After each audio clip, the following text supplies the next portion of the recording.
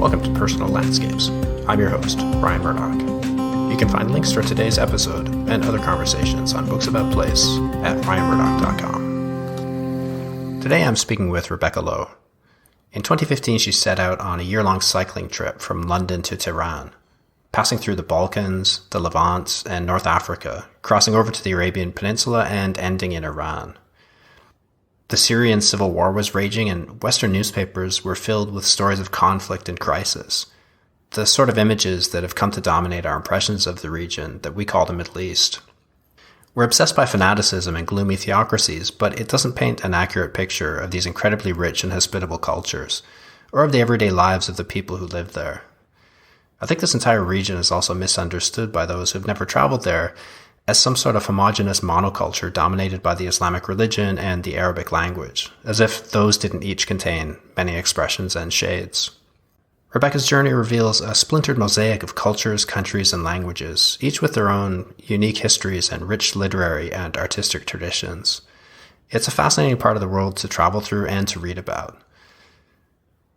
We talked about slow travel, the hangover of the Arab Spring, the promise of Sudan, and the stark cultural divides within cosmopolitan Iran.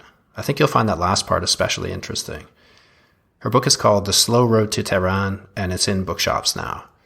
I hope you enjoy our conversation.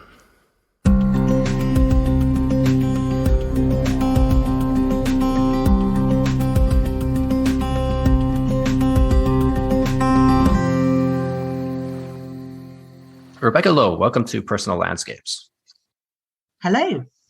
So the book seems to be doing really well. I'm seeing you absolutely everywhere these days. Was the response what you expected given the success of your blog?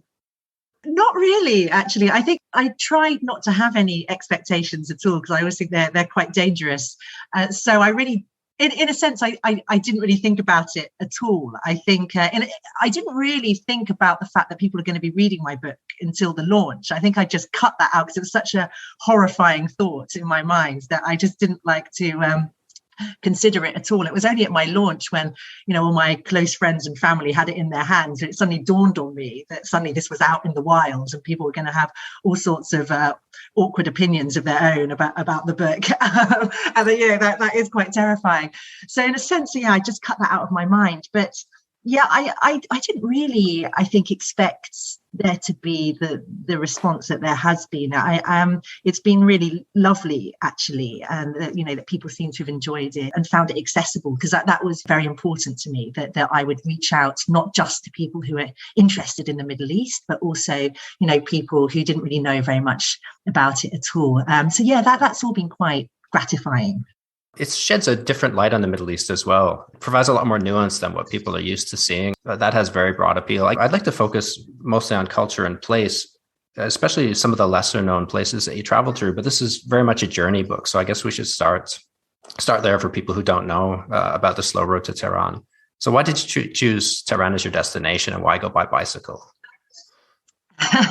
Two very good questions. I chose Tehran because I had been fascinated by Iran for some time. I had been working, before I went on the trip, I'd been working somewhere called the International Bar Association, which is a global legal organization with a very tenacious human rights institute. And I was their in-house journalist, and I was writing a lot about human rights and the rule of law when I was there. And the Arab Spring happened as I was when I was working there, and I started to develop a very strong interest. I already had a strong interest in the Middle East beforehand, but I started writing more about it, learning more about it, and I started to really feel quite strongly about the lack of nuance in the media that we hear about the Middle East, and the lack of kind of depth and clarity, and really sort of misleading stories. And I wanted to, so that's really why I wanted to go to the Middle East. And Iran in particular, I felt was very distorted through the British press, like the image that we have of Iran. we really tend to read about in the media about the politics of these places, and often about the leadership of these places.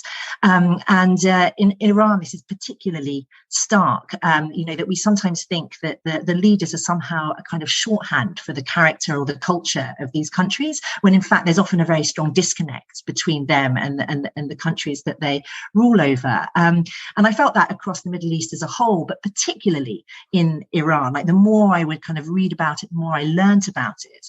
I just felt that we got this very kind of skewed sense of that country. And I also wanted to delve into the history of these countries as well, like the background, and look at the complicity of the West in like how they've come to be as they are today.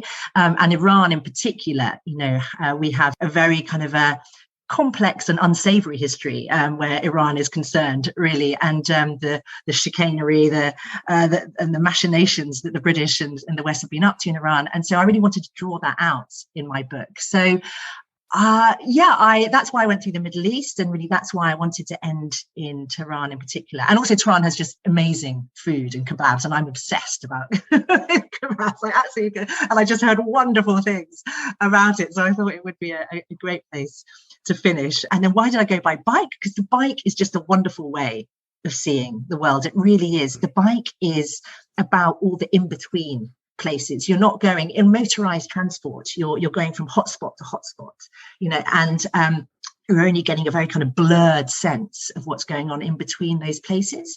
But for me, it's really, I feel like everyday life lurks in the cracks. It lurks in the parts in between. And for me, part of the journey was about just everyday life. Like, I didn't want to write about the big bombastic aspects of the Middle East, because that is what we read about all the time in the media. We read about the crises and we read about the conflict, the difficulties. I wanted to write about, the 99.9% that we never hear about. And the bike is wonderful for doing that. And it's also a very gentle way of traveling, and you are seen as unthreatening. You're quite a curiosity to people. People tend to think that you need some kind of psychological help, because why on earth are you on a bicycle? So they tend to kind of flock to you, kind of to talk to you, to who is this mad person. They're kind of grateful to you because you've gone to all that physical effort to get to their community, and so they really see you more as a kind of guest rather than a kind of tourist or someone who's come to observe them. You're very much kind of on the same level, and I just love that about the bike, and also you're propelling yourself on, with your own strength, and there's something kind of very satisfying and quite beautiful about that. And it meant as well, like going back to kebabs, it meant that I could basically eat whatever I wanted every day and still end up with a firm ass at the end of it, which I think was quite, because I did consider doing it by motorcycle actually at one point, and I mean, I failed my test twice, which was a sign, I think, that probably I shouldn't have done that. Yeah. You do get a sense of those kind of in-between places, traveling on public transports, along with people moving from place to place. But it's different going under your own steam, I guess, because the land sort of unrolls at its own pace before you. Mm-hmm. A lot like traveling on foot in that sense. Werner Herzog had said the best way to understand the world was read, and to travel on foot. Mm-hmm. You went very much in that spirit. The route you took was a major digression down through Africa over to the Arabian Peninsula and then up to Iran. Like, why not just go straight across Turkey? I think some people thought that it was just a mistake because I have no sense of direction. You forgot to turn left when you got to Turkey, you idiots.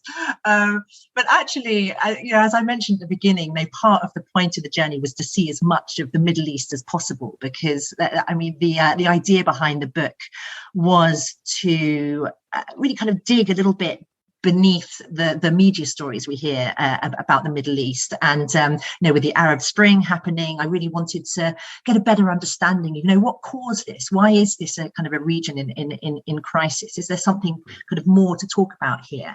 And so I wanted to go through as much of the Arab world as possible, as much of the Middle East as I could. en route to Iran. So that meant going a fairly circuitous route in the end. And it was slightly disjointed. It was more just disjointed than I'd wanted at the beginning, because originally I'd intended to go through Yemen or through Saudi Arabia to get to the UAE from Sudan. So I went down, to give listeners an idea of the route, that I went down through Europe and the Balkans, and then Turkey, and then crossed over to Lebanon, to Jordan, to Egypt, down the Nile to Sudan, and then I got a flight from Sudan to UAE, and then to Oman, to Oman, and then the UAE, and then up to Iran. But Yemen broke out in civil war, and it was impossible to go through there. And Saudi Arabia didn't give out any tourist visas, and also didn't allow women to cycle in public on their own, unless you went, I think, in circles, kind of confined space. So in the end, it just wasn't practical. So that was a slight frustration. But that was the reason, really, just to see as much of the region as I could. You talked about to the origins of your fascination with the Middle East and Islamic culture, and while covering the Middle East, you pointed out that the news is dominated by stories of violence and villains simply because of the nature of the news. But it tends to magnify the dangers, and the worst events seem normal. Mm-hmm. I mean, countries never look like this on the ground unless you're talking about war zones. Is that why you felt like a new sort of reporting was needed that focuses on, away from politics and bloodshed to the everyday lives of people? Yeah, absolutely right. Yeah, I do think that often people have a skewed sense of risk. I think, and it is largely to do with the media, and it's not the media's fault, because I think it's a classic, if it bleeds it leads. These are the sorts of stories that people actually want to read about. So people like to read about conflict, they like to read about sort of sensational things, death, destruction, chaos, and so these are things that get reported on. But of course, when that's all you ever hear about all the time, and all you ever hear about in the Middle East are the Islamist attacks and the villainous autocrats, you sort of have this sense that this is what the whole of the region is about, that these people are kind of flooded throughout the region, and it's in this perpetual state of chaos. But it's really not like that at all. So I wanted to get that sense across, that this isn't the norm. These people are not the norm. Terrorists are really kind of tiny groups in very small confined areas, and that you can go through vast swathes of the Middle East without encountering anyone like that at all. And so I just wanted to bring out the voices of the everyday people of the Middle East, humanize them, understand them, and also talk to them about their opinion of the West as well, and to try to get a bit of an understanding of how we were seen in their eyes. It's frustrating, I think, that people do have this kind of sense of danger, because I think it stops them doing things that, would actually be perfectly fine. Also, many of these countries are incredibly welcoming. Very incredibly welcoming. You'll be astonished at the welcome you get in these places, I think, if you've never traveled there. Mm-hmm. Yes, I mean, it's overwhelming. I mean, sometimes too overwhelming. And I actually think that I was more worried and stressed at the beginning of the trip. Like when I was going through France, I think partly because I wasn't fit, I wasn't confident at that time. So I was really quite nervous, quite anxious. I was wild camping. There was nobody in France at all, because it was August and everyone had left. And so I was kind of on my own. My French is fairly poor. So I was sort of in this country, which should have been very much within my comfort zone. And but alone with my own thoughts, and having sort of this sense of existential crisis for much of the time. But then when I got to the Middle East, by that point I was more confident and comfortable with what I was doing. But people there, there's no time to navel gaze and kind of worry and things like that, because there's people around all the time, and they're talking to you, they're chatting to you, they're looking after you, they're taking you into their houses, they're feeding you. In Iran, I didn't camp or staying in a hotel once. All I had to do was turn up in a village, no matter where it was, look a little bit kind of hungry and forlorn, which wasn't hard, because that's basically how I felt most of the time. And people would flood around me and invite me to their houses, and and it was, sometimes I felt like I wanted a bit of alone time, because you can't really escape these people, but I think what was fascinating for me was that no matter where I went, even if I was in quite a remote, quite a traditional conservative area of a country, sometimes people were, they asked me lots of questions about myself, my religion, my marital status, things like this, where are your children, where's your husband? But I never got the sense that they were really judging me. I never got the sense, there was no hostility. There was no kind of anger or resentment towards me. They just were kind and warm. And it was really the case across the board. I mean, there were really almost no instances I can think of when somebody, would invite me into their home and then kind of turn on me in some way. I've always found it interesting traveling in remote places to get these sorts of questions about your home life that you just never thought of previously, what are the average salary of people in your country? I mean, Jesus, I don't know. I had in Mongolia, some guy asked me that. And I just made something up. I mean, I'm fresh out of school. I didn't have much of a job. And then he looked at me and said, what's that in meat? Like, what's the conversion? Yeah, the questions certainly are quite difficult. So yeah, they ask me very odd things. What's the kind of the average price, or what is the average electrician paid? I think was one question. What's the average of a pair of shoes cost? Yeah, these sorts of things. It makes you look differently at the sort of questions travelers ask when you're going through a place. Trying to figure a place out, because I'm sure we're asking the same sorts of questions. Yes. But without realizing it. One of the things I really liked too about your book was, I'll read the quote here. You said, you wanted to present a view that depicted the region not as a homogeneous sphere of chaos and fanaticism, but as a sweeping, splintered mosaic, often as different from itself as from those looking in from elsewhere. It's always struck me as strange that people view the Middle East as this sort of homogeneous region when you look at the Christian West, for example, Western Europe, nobody thinks that that's just one flat zone of the same cultural sameness everywhere. Do you think maybe language has something to do with that? The fact that the entire region speaks variations on Arabic as the main tongue?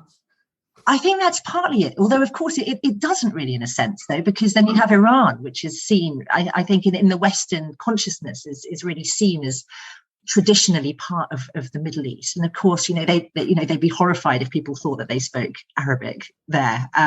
That's the only thing that I think the Iranians can agree on, actually. They have this bitterness towards the Arab people. But yes, and then you have Afghanistan as well, which is kind of lumped in with the Middle East, and Pakistan, and they don't speak Arabic. I think it partly comes down to the label, the Middle East. I mean, this was a Western label that was applied to the region, back 1900s, 1902, by a British naval officer, and then it was picked up in America. And it is an interesting label in a sense, because it is through the Westernized gaze. It's kind of the kind of the middle of what, east of what. It doesn't really mean anything to the people who actually live there. And it was picked up because originally the region was split into kind of Near East and Far East, and that was the Near East was really to do with the Ottoman Empire, and then when the Ottoman Empire collapsed, it didn't seem to work anymore, that term, and so they had this alternative term, the Middle East, which was to do with a region of strategic political interest because of the great game between Russia and the West. And so the Middle East was kind of this kind of sprawling, vague, murky area, which no one could really define. Probably the boundaries of it have never been fixed. The UN, the EU, America, the Britain, they all use actually kind of different official definitions for kind of what the Middle East actually is. I think it partly comes down again to the media. It's just a kind of convenient catch-all term for shenanigans that are going on over there, in this kind of other place, where these Muslims, Islamic people are kind of fighting between themselves and having problems, and so it kind of gets kind of this idea of this kind of lumpen, homogenous area. But yes, it's very, these areas of it are very different from each other. Like Turkey is often seen as part of the Middle East, but of course they don't speak Arabic. They are all Muslims, in these areas, but also the Islamic world spreads vastly beyond the edges of the Middle East. There's more Muslims outside the Middle East than there are kind of inside. I find it fascinating that when you say the term the Middle East in the West, immediately you have a very, very fixed idea of what the Middle East is. Like it conjures up these images, violence, of terror. But actually, when you kind of dig down into it, it's the kind of the closer you get, the more pixelated and fuzzy that image becomes. So that is something that I wanted to explore. Another theme that comes up quite often too is the disconnect between politics and the people. Like we seem to judge the entire region based on their politics or their leader, but anytime I've traveled in these types of places or others, the people there don't judge me based on my government. Like I'm not cursed because we're cursed with Justin Trudeau. So why do you think we equate these places with their politics when they're capable of seeing the difference? It's a very interesting question. I'm not really sure, but I wonder whether it is partly to do with the fact that we come from a democracy and they are usually in dictatorships. And I think partly it is because we're in a democracy, we have some degree of accountability for the people that we vote into government, whether we like to admit it or not. We do have a degree of accountability for that. And there is more of a connection between the people and the political leaders. And I think maybe because that's our experience, we then project that onto other countries and we tend to judge them in the same way. Whereas it's the reverse for the other people. They are from these autocracies where there's a very strong disconnect between the leaders and the people. So in their minds, you don't tend to judge people because you don't have that connection. So they judge us by their standards and we judge them by our own standards, and in both cases perhaps get it a little bit wrong. We should probably be held more to account and they should be held less to account. But I do think that we can learn something from them. We shouldn't judge people by the rulers. And certainly places like Iran, for example, where it's very hard to get a sense of exactly how many people are against the regime in Iran. Everyone in Iran tends to, as we all do, function in their own kind of political and social bubbles. But, I think it's anywhere between maybe 60 and 90% of the population are against the regime. So we really shouldn't judge them on the basis of these nasty clerics who took over the country. 40 years ago. And the people, in Iran are actually, I think it's a surprise to some people that they're actually perhaps among the most kind of westernized and progressive people in the Middle East. And, much more so than, say, somewhere like Egypt, which is actually a very conservative country, really. But we don't hear about these people so much because they're not the interesting story. Of course, the interesting story is about the disastrous human rights record of the regime and the conflict between Iran and the West and the nuclear deal and all these other issues. I wonder if it's also because people don't read history deeply enough, because anybody who's read the history of Iran or the Persian Empire, the great cultural tradition of Iran, the Shahnameh, some of these books would know how deep and rich the history is. Oh, absolutely. The 20th century is a blip on that. Oh, yeah. Oh, absolutely. Absolutely. And that is another thing I wanted to draw out in the book, was to look at this incredibly deep history in the Middle East. And go back, to the Dark Ages, really, when the Middle East was awash with light and learning, and the West was, very much in the dark, kind of backward, primitive, and I think we sometimes forget that kind of history turns, and that the West hasn't always been in the prominent situation it's in today. We kind of look at the Middle East, and I think sometimes people think that there's something kind of innately kind of violent about the region, or perhaps about Islam. But for me, when I look at it, when I read the history of these countries, my take on it is that actually the conflict that we're seeing in the region has really come from a history of autocracy, of authoritarianism, which goes back to colonialism. And so we have a lot of complicity in that. And actually kind of religion is really a tool that is used by authoritarian leaders in order to kind of control and manipulate their population.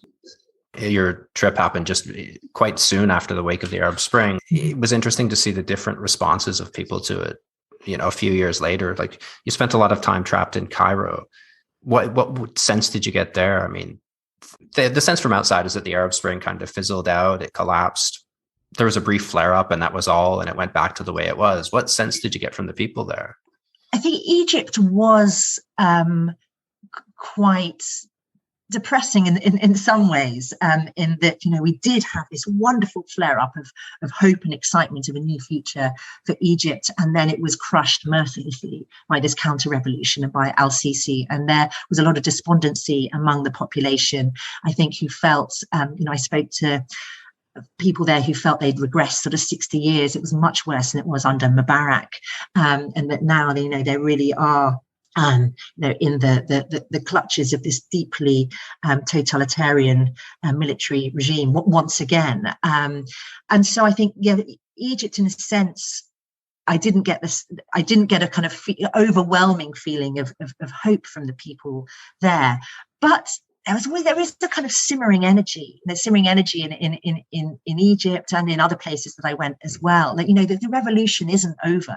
This was just perhaps first kind of wave of kind of protest. But we've seen revolutions in the past. The French Revolution, took a long time before that was actually successful. And we kind of look at it now, we tend to think that it kind of happened in a flash, but of course it didn't. And I think that there has something has changed psychologically for these people, that this barrier of kind of fear, in a sense, has broken, and that they feel they managed to topple a leader just from the force of people power. And I think that was astonishing to a lot of the population, that they were able to do that. And Egypt has a legacy of kind of protest, of rebellion against sort of authoritarian leaders, against the Brits, among others. And I kind of feel that they will get there eventually. But it's also a very conservative country, a traditional country. The education there is not fantastic. And so I think it will take a long time. The military holds phenomenal power in Egypt. It's thought that perhaps they control a third or more of the economy. No one really knows. They control the judiciary, they control the press. They really hold phenomenal power. So I think it will take a long time to unpick that. So I think mixed feelings, really, but I definitely don't think this is over. You had a lot more hopeful feelings for Sudan, the next country down on your journey. You described it as a nation more splintered than any I've known, but where the human bonds of connection feel astonishingly strong. What did you mean by that? I meant that, Sudan, God, it's a fascinating country. I mean, they have so many different kind of racial and ethnic and linguistic groups there. And in a sense, they're all kind of competing against each other.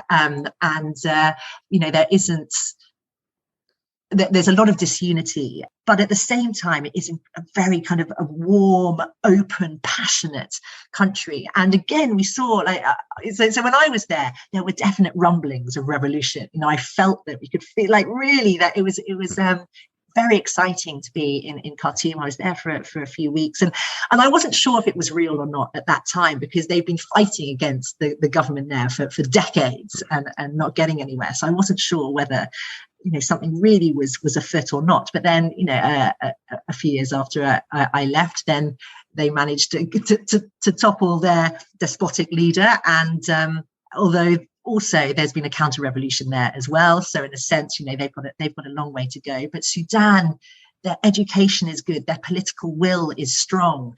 They are very splintered. There are a lot of political groups that are kind of vying for power, but they've got a great legacy of democracy. They have had little pockets of democratic governments over the last few decades. And so I kind of feel that perhaps more so than Egypt, that there is kind of a lot of hope in Sudan. Such an interesting country for the traveler as well. They've got so much to offer. If things do stabilize enough to attract visitors, I mean, I think people have no idea what a fascinating place that is to visit, between, the pyramids, Nubian history in the north, and then the history of exploration in Khartoum. The West is very different. It's such a fascinating place. It's absolutely fascinating. I mean, I fell in love with Sudan, and yes, there's this area called Nubia, which I didn't really know much about at all before I got there, which extends really from kind of Aswan in Egypt down to Khartoum in Sudan, and it's this large region that was once the kingdom of Kush back in antiquity, and it was a very sophisticated, very civilized, very powerful kingdom. And, not many people know, because it's actually been buried by history, by kind of racist historians, actually, that this kingdom of Kush rose up, I think, in 700 BC and actually managed to conquer the Egyptians in the north, this great Egyptian empire, which many people saw as utterly infallible, and they took it over for 100 years, and there were 5 black pharaohs, in inverted commas, as they're known, Nubian pharaohs that took over, which were among the most successful and progressive pharaohs of all time. But because they were, the skin was darker than the kind of Arab north, they I guess the historians didn't really want to believe that it was possible that these people could have done this. And so you've got this whole history of Nubia and Kush as you're going down this region, these incredible pyramids that have kind of been left to go to rack and ruin because, we've had decades of dictatorship and kind of no political will to look after them. But, unlike in Egypt, where there's a real scrum to look at these pyramids, in Sudan, you can just kind of wander right up to them. And, there's more pyramids in one place in Meroe in Sudan than there is in the whole of Egypt. And they're not as big and grand, as say the pyramid at Giza, but they are still, the history behind them, the archaeology is it really is fascinating.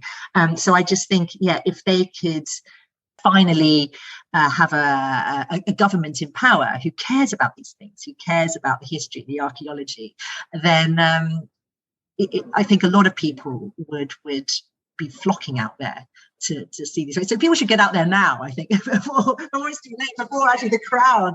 You could camp next to the pyramids of Meroe and be completely alone. But right next to them. Yeah, absolutely next to them. And I did that. And it was wonderful. It's sort of startling somehow that you're able to do that. And it's depressing in some ways because, you look at these things and you want them to be better preserved and you kind of want them to take better care of them. But there is this kind of frisson of excitement, of the fact that they're so open and that you can just kind of wander freely up to them. Yes, Sudan, kind of historically, culturally, politically, like everything about it. I think partly because it was so new to me, but I found it a deeply impressive country. There's an astonishing amount of prehistoric rock art as well, deep in the Sahara from Sudan. I did a trip with a Hungarian guy who searches for this stuff to Jebel Ouenat, on the border of Sudan, Egypt, and Libya. Isolated mountain in the middle of absolute nowhere, just teeming with prehistoric rock art. From when, the Sahara was fertile. And the biggest thing that stood out for me from that trip, besides the rock art and the emptiness of the desert, was just how great the people were. Mm-hmm. We took 5 Land Cruisers to get out there, and I became quite friends with the drivers, and we went gold prospecting a couple of times. And these guys had never been out there either, so deep in the desert of their own country, because it's just not a place that's easy to access. And I remember I asked, if would you come back? And a couple of them said they would. And one guy, huge guy with a voice like Tom Waits, said, I like my home. I like my wife. They were trying to set me up with a local wife as well. I brought my wife on the trip, but they were quite convinced I should have a Sudanese wife and settle down there. They were really great. So what was your experience of cycling through the desert? It was hot. Yeah, it was hotter than I had hoped, actually. I intended originally that the whole journey was going to be 7 months long, and that was deliberate because it meant that I would have managed to get through the regions like the Sahara and in Iran before the real kind of heat of spring and summer kicked in.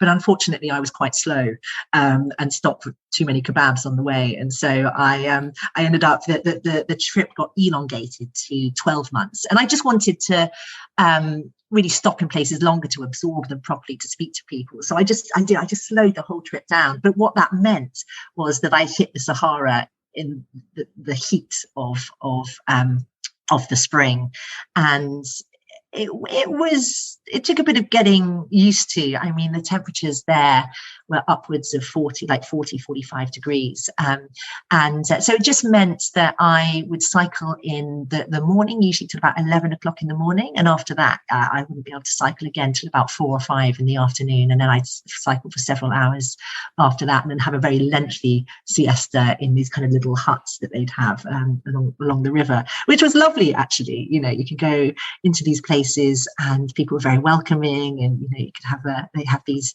power generators, and so you could often get like a cold drink, and you could just curl up on the sand like in the corner of these little bamboo huts.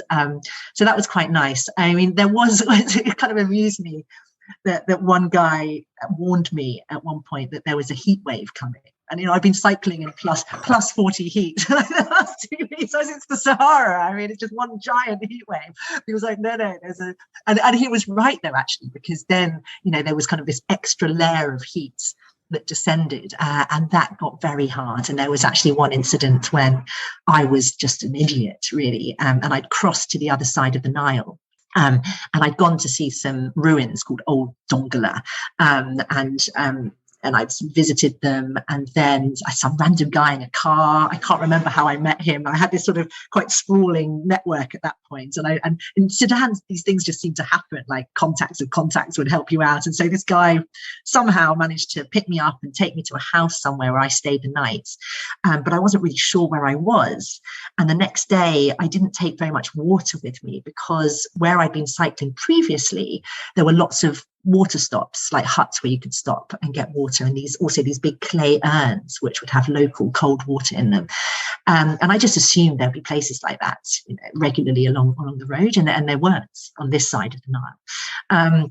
And so I got into trouble quite quickly. It was like seriously hot, and quite a strong, blustery, fiery wind as well. And I didn't take enough water, and I couldn't find any water on the way. And I ended up kind of getting really exhausted and sort of sleeping at the side of the road, and then almost unable to sort of get back on my bike and continue. Kind of felt very shaky, very kind of sick, very almost sort of hallucinating, and then got to this village kind of almost in the nick of time, where I kind of actually slipped off my bike on a bridge, and then, you know, the hospitality kicked in, and suddenly there's kind of, you know, dozens of people around you, and they're tipping water down me, and they're taking me off to a house to recuperate and like look after me, and bringing in kind of food and yogurt and water, and were incredibly kind. And 24 hours later, I was perfectly fine.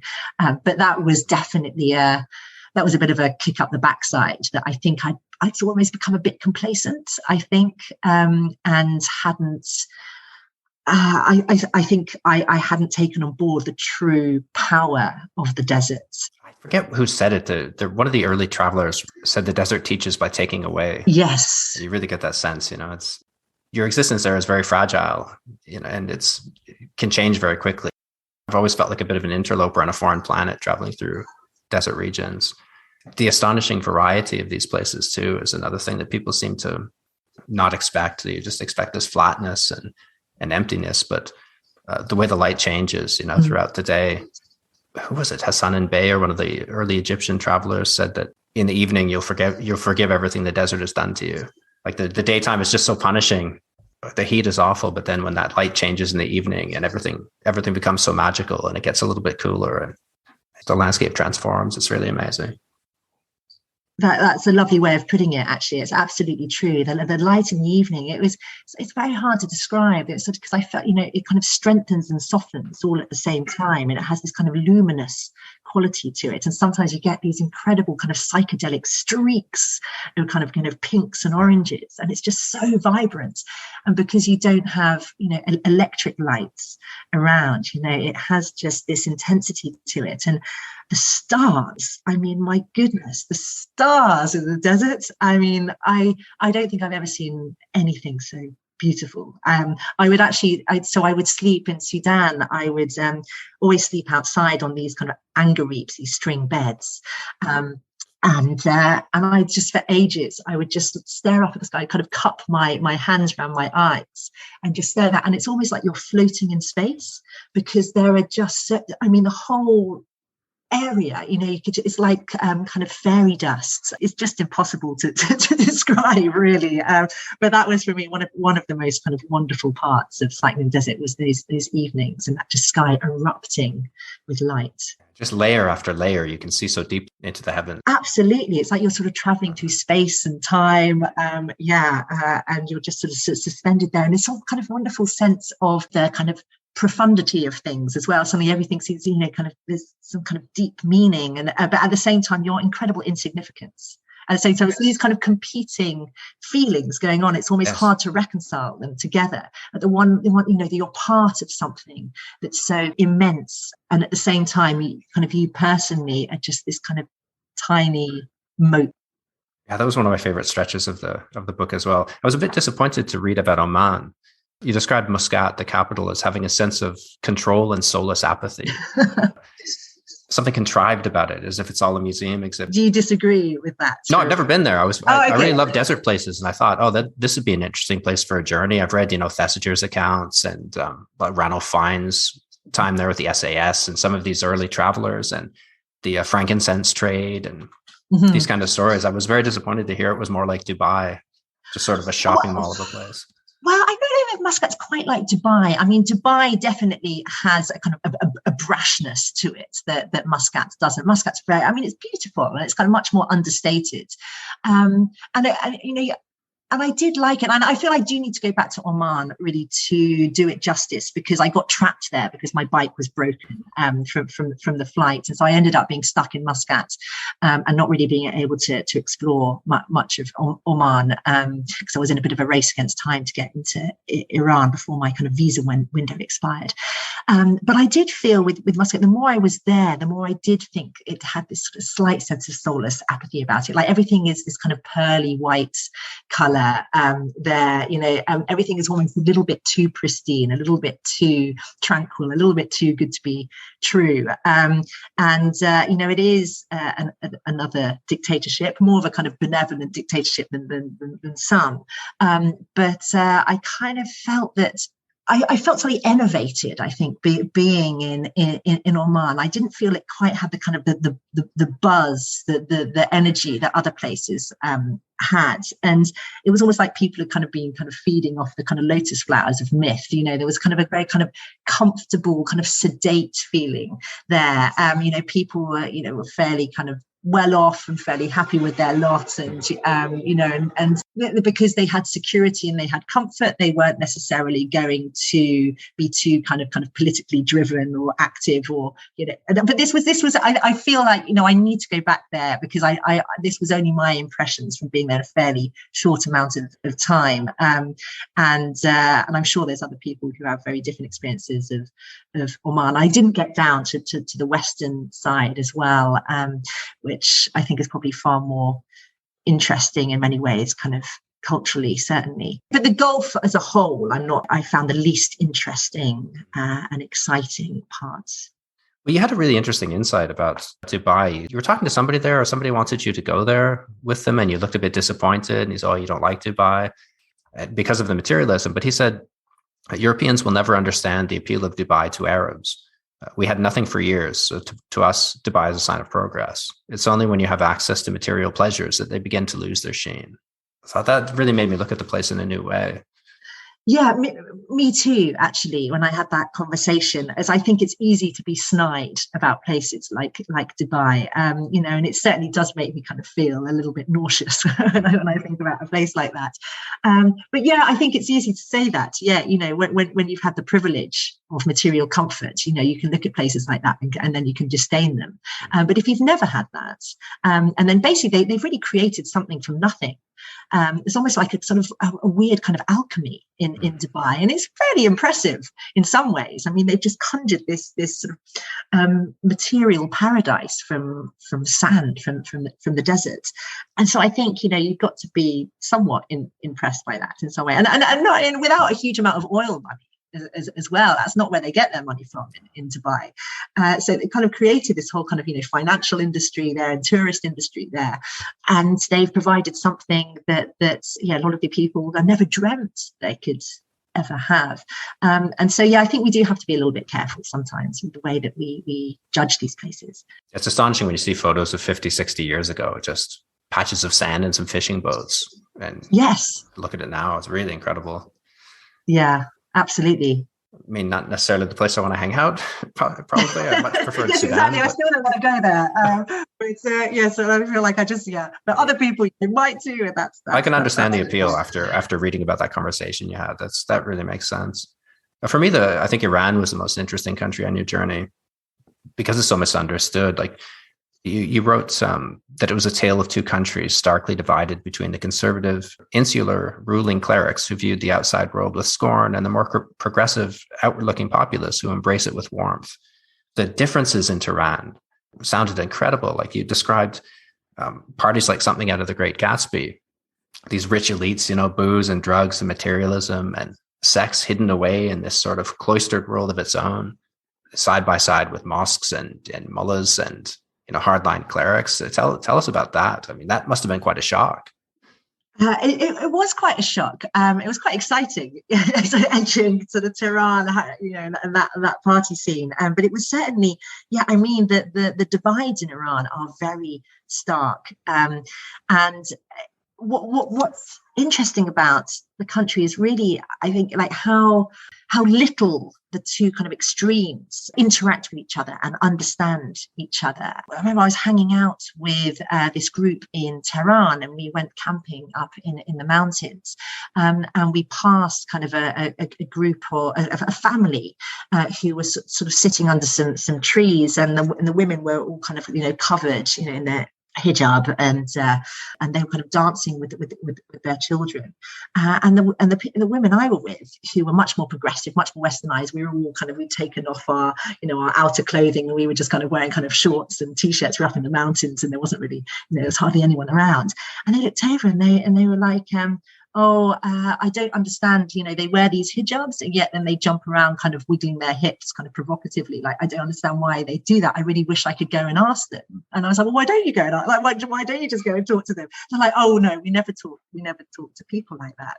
And I did get this sense that there weren't these kind of conversations going across the divide. And I stayed in a lot of houses in southern Iran, which is perhaps more conservative, more traditional, and there was these kind of beautiful TARDIS-like houses. I'd go inside what looked like a kind of very modest mud hut, and you go into these beautiful, almost mosque-like rooms where there was no furniture at all, and just beautiful Persian carpets and cushions around the edge, and they'd roll out their mattresses to sleep at night and then roll them up again in the morning. So there was this kind of very kind of pristine minimalism about these places, and I would tell people about that sometimes in some of the bigger cities that I went to, and they didn't believe me that there was no furniture in these houses. Well, of course, everyone in Iran has furniture. Everyone has sofas and beds and all these things. I was like, well, not in these places that I was staying in. I started thinking about the UK, and I was like, goodness, I mean, there's probably lots of different kind of communities that I don't understand in the UK, that I've never been to, that I've never been inside their homes, never talked to these people. And actually, we are kind of very much in these bubbles. I think it's particularly extreme somewhere like Iran, but I think it's probably true of a lot of our own cultures as well. Iran, it was really astonishing. I think this kind of disconnect between the two sides. But also, just a last point on that. It wasn't so much that it was. That's a very simplistic way of looking at it. Of course, it's not just these two kind of like polar ends, kind of competing against each other. Even the more kind of traditional people that I met, the more religious people, didn't necessarily support the regime as well. There was a whole kind of spectrum of different opinions about the regime there, and actually, like, being kind of religious or conservative didn't necessarily mean that you were pro the Khamenei. How prevalent is Zoroastrianism still today? It's pretty, I think it runs very deep in the Iranian culture. I mean, even if people aren't sort of actively practicing it, I think the people who are actively practicing it is fairly low.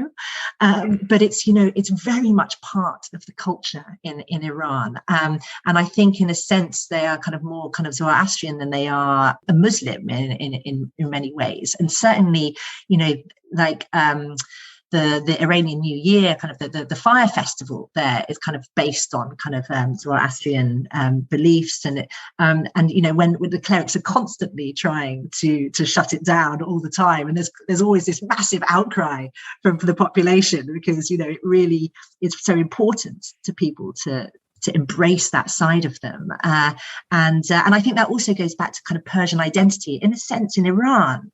In much of the Middle East, Islam is the core of their identity. It's the center of their identity. In Iran, it's not. They have this millennia of history and these kind of three hulking empires that they've had over the years that have created this really kind of strong, secure sense of self in Iran. And Islam is really just an added layer over the top of that. The Arabs came in the 7th century and they took over Iran, and they imposed Islam on Iran, but they never really conquered it like they did in other places in the Arab world. Like actually Persia, in a sense, conquered the Arabs, because then the Arab Empire became much more Persianized afterwards. And so they became Islamic, but they never became like Arabized. And so I kind of got this sense in Iran, like there was this whole kind of iceberg of cultural identity that went, way beyond Islam and the Khomeini regime and anything in recent history, really. That's one of the things I came away with, a desire to read more into Iranian history and Persian history and some of their classic works of literature as well. I'm not very deeply read in that area. That's really made me curious to read more. But that and the food, I found an Iranian restaurant in my neighborhood after reading this. So we've been going back there quite often. Iranian food is it's amazing. It's absolutely like wonderful. And I'm still weighing up whether the kebabs are better in Iran or Turkey. And I just, at some point I was eating multiple kebabs a day. There's much more to Iranian food than just kebabs, but I'm a weird kebab obsessive. And so like Kubada kebabs, was always my kind of go-to meal of choice when I was there. But yeah, I really gorged on the food, and the portions are just kind of out of this world. They would keep offering it. And actually, what I didn't know when I entered Iran, and I didn't know actually until just before I left, is that there is something called tarof, which is this kind of form of etiquette where someone offers you something and you're meant to kind of turn it down, kind of say at least 3 times until you finally accept it. And I didn't know about that, which is probably fortunate, because in a sense I just accepted pretty much every invitation that came my way. So who knows how many of them were actually authentic. These people were probably like horrified that they actually had to follow through. But there's a sort of tarof with eating as well. They kind of offer it to you, but they would offer it to me and I'd feel like it was impolite to refuse. So I just kind of accept these kind of mountains of kind of rice and meat and like all these wonderful things. But it did mean that I ended the trip not quite as sort of dangerously thin as I was hoping.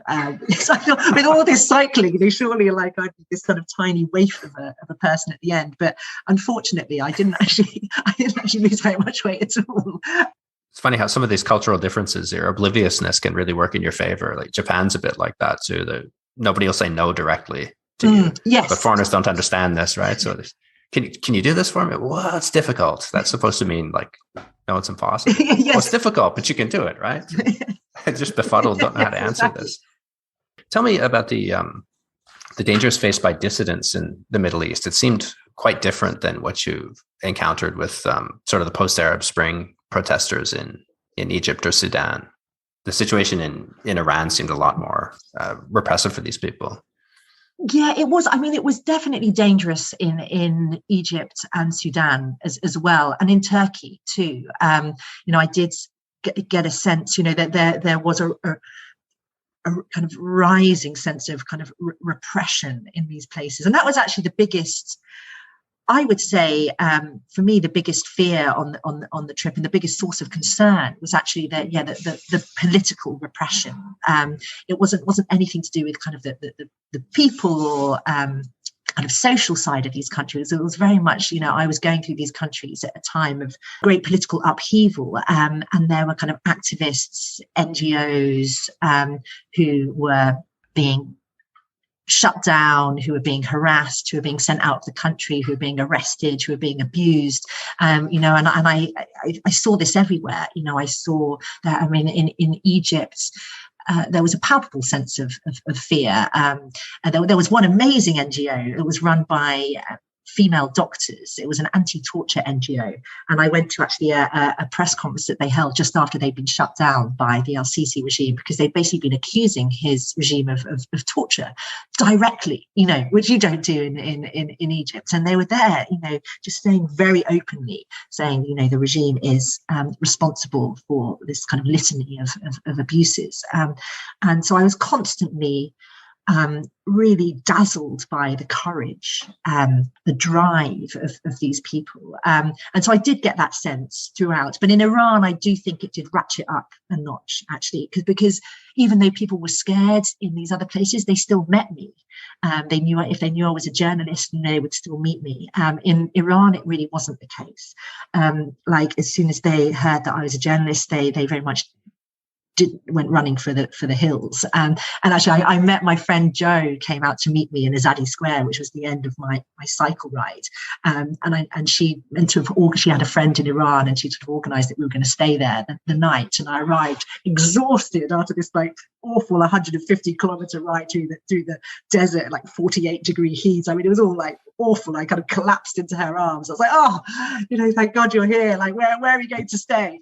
And she was like, oh, she told her friend that I was a journalist, and he'd said, I'm sorry, actually, you guys can't stay here. It's too dangerous. And we ended up staying with a random family who'd overheard our conversation and probably from Tarof invited us back to stay. But obviously we didn't know about Tarof, so we went back to the house.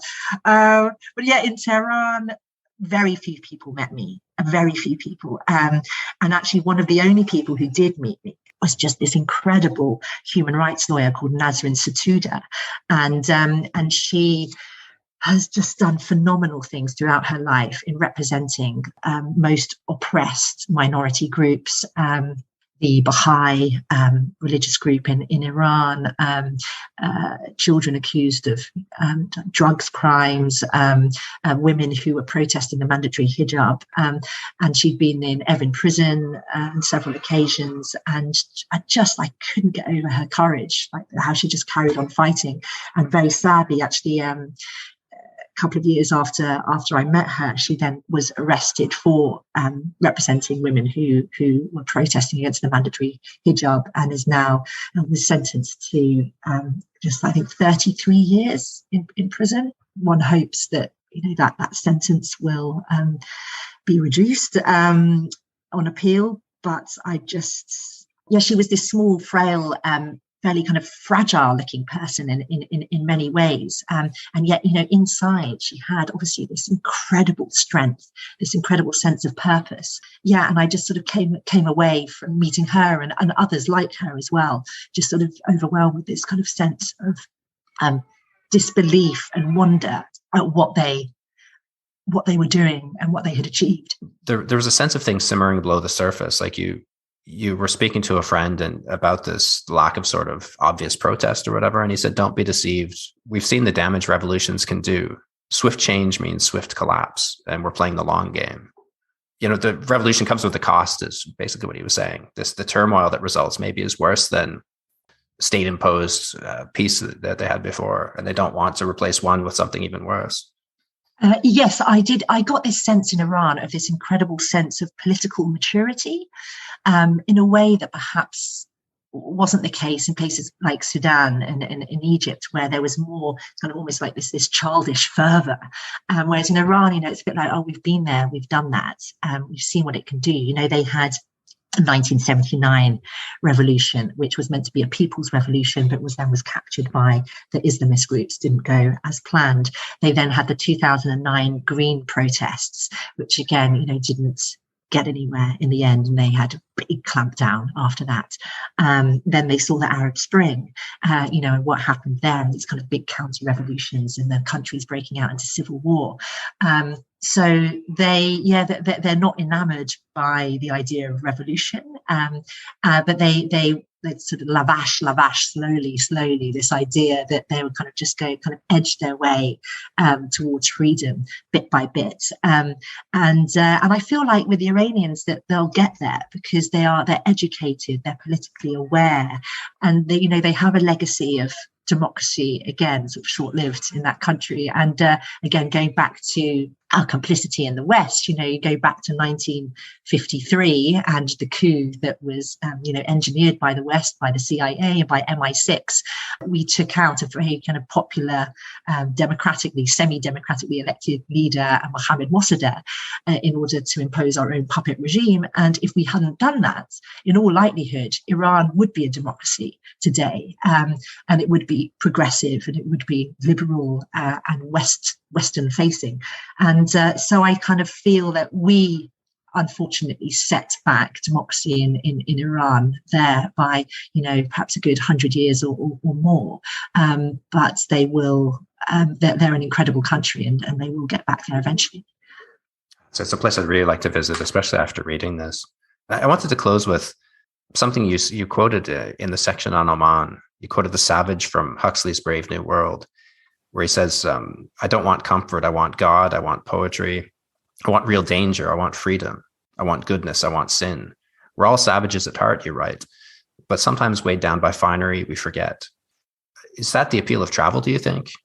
This escape from the kind of overly regulated, overprotected lives of security and freedom, kind of a reminder that of the life we've given up? Yeah, I think it is, actually. Yeah, it's interesting. Yeah, you see it in that way. I'm not sure I've thought about travel, particularly in relation to that quote, but I think you're absolutely right. You get rid of the trappings of everyday life, the sort of luxuries of everyday life. Instead, you have this kind of overwhelming sense of kind of freedom, of interaction with people, of perhaps what really matters, human connection.